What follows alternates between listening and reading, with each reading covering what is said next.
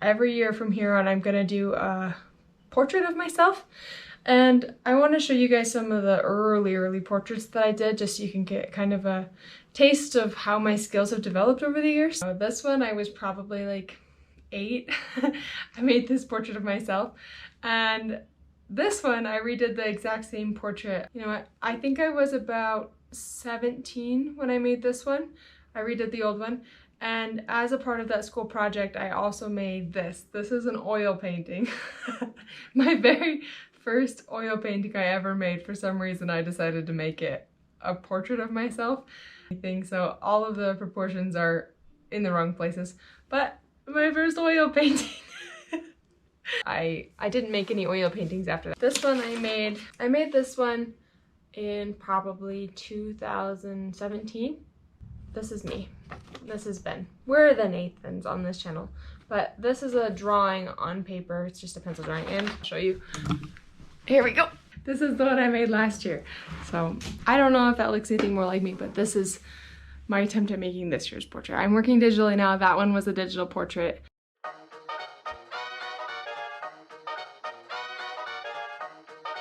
So for the very first time this week, I submitted some of my work to see if I can get it into a show, which is something I've never done before. I am not an exhibiting artist. I've never even tried to put my stuff out there. And so this was a big moment for me. And one of the requirements that they asked me to submit was an artist statement. And I have to be honest, I had to Google search it. I learned that an artist statement is a summary about, or a statement about who you are, how you made what you did, and why you made what you did. And writing that little artist statement for me was painful, like so painful, because I didn't have anything. I didn't know why I made the things I had submitted. I didn't know how to describe who I am and why that influences my work. I barely knew how to describe like my process and how I do this, and in a way that I felt comfortable, like they would accept it. And I don't know why I care if the people accept what I'm making, but I do. I do for some reason. So I had to go to Ben, and he was like, okay, let me help you, because I wrote out this little paragraph and he called me out. He's like, this is a bunch of lies. You're just making stuff up. There's no footing. There's no ground. Like, this isn't real solid information that you're giving them. This is just BS. And I was like, you're right, absolutely. I am just trying to make them happy. I am just trying to do this to get it over with. I don't have an idea about why I make this stuff or who I am and how it impacts what I'm making. And I just rambled on and realized that I maybe need to come to a turning point. Because I realized, like, I have no idea how to talk about my art at all. And like you guys saw all those portraits I've made of me, and I've been kind of making things for a long time. It's like evidence that I have been making things, and I've been documenting it, and I make art, but I don't think that I'm a real artist yet. Like, I don't think I've earned that. So let me explain.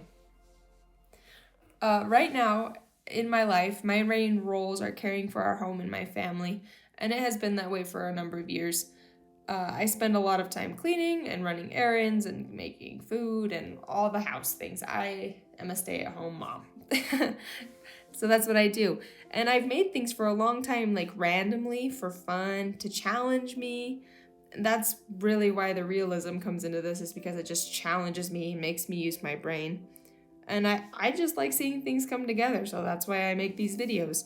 But farther than that, like, I don't do a whole lot of thinking. I casually share it with my friends and family on Instagram, and most people I know don't even know I do this. Like, I don't talk about it. I don't bring it up in conversation very often. So for some reason, I don't know. It feels like to me like I have some talent and I like making art, but that I can't call myself an artist yet. So I'm drawing a line in the sand, the figurative sand, and I'm trying to move toward this idea of becoming an artist. And let me kind of tell you guys what that looks like, why I'm drawing this line. Some of this is coming from my perspective that I've gained being married to Ben. He's the other person on this channel that we kind of share his artwork and his things that he's making, but he's in art school. He started going to school the semester before we got married, so I've been along for this entire process. I've never personally taken any of the art classes, and I've never really been involved in the community as an individual, but I have gone with him to his exhibitions, to other visiting artist exhibitions, to artist talks, and I've listened to all sorts of information and advice that his professors have given him and his cohort and different people that he works with, and they give him feedback, and then sometimes he passes that on to me as he's learned it. So there's some perspective that I've gained being around him and the people that have influenced him and his journey. And one of those professors actually gave him some really good advice that I'm just now taking. A couple of years ago, Ben was in this place where he was making things and he was doing good things. He was making cool stuff, but his professor told him that there are two kinds of artists. There are artists who make art with a little a and artists who make art with a big A.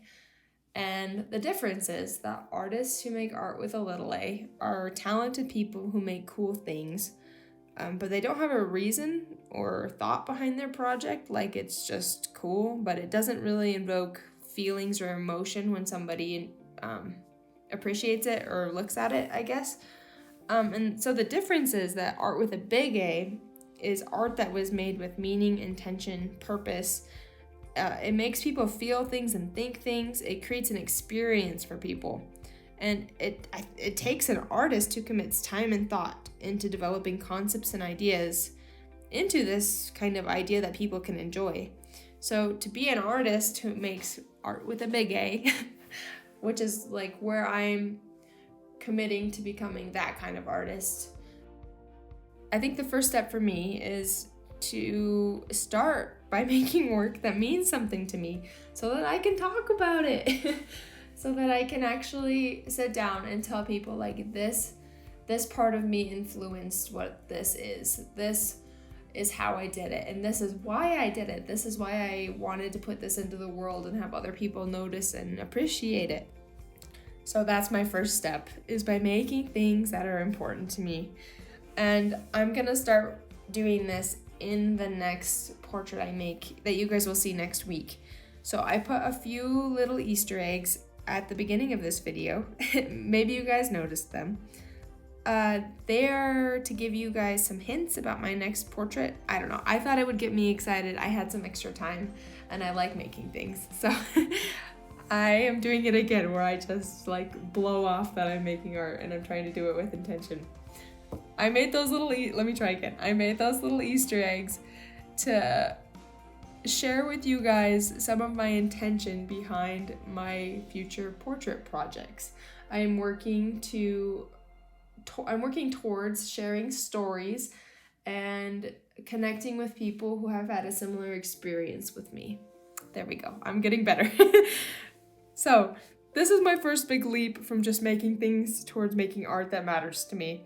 So thank you guys so much for being here, and we'll see you guys next week.